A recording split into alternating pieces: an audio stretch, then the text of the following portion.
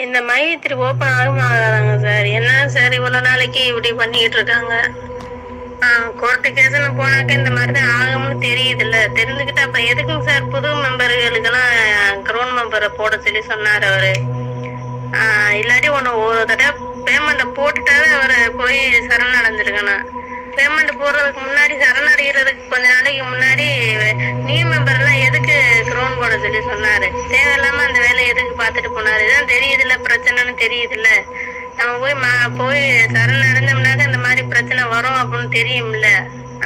எவ்வளோ யோசிச்சு எவ்வளோ மக்களுக்கு நல்லது பண்ணிட்டு கடைசியில இப்ப சாபத்தை வாங்கி கூட்டிக்கிட்டு கிடக்குறாரு. என்ன பண்றது? இப்ப அவரு மட்டும் இல்ல, நம்ம லீடர்ஸா இருக்கிற நம்ம எல்லாருமே சாபத்து தான்.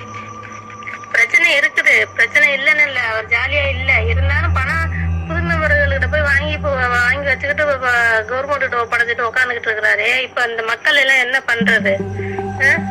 புதுசா எதுவும் போடாமையாவது போய் தொலைஞ்சிருந்தாலும் பேசாம நிம்மதியாவது இருந்திருக்கலாம். புது மெம்பர் எதுக்கு போட?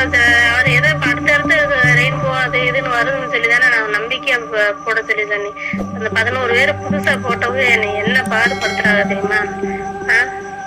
தேவையில்லாம உங்களாலதான் எல்லாமே ரொம்ப என்கரேஜ் பண்ணதுனால நான் இந்த மாதிரி நம்பிக்கையாவும் பண்ணினேன்.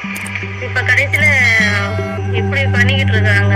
ஏதாவது ஒரு பேமெண்ட்யாவது போட்டு தொலைஞ்சிருந்தாலும் இப்ப நிம்மதியாவது இருக்கணும். என்ன சார் இப்படி பண்றாங்க? பெரிய தலைவலியா இருக்குது.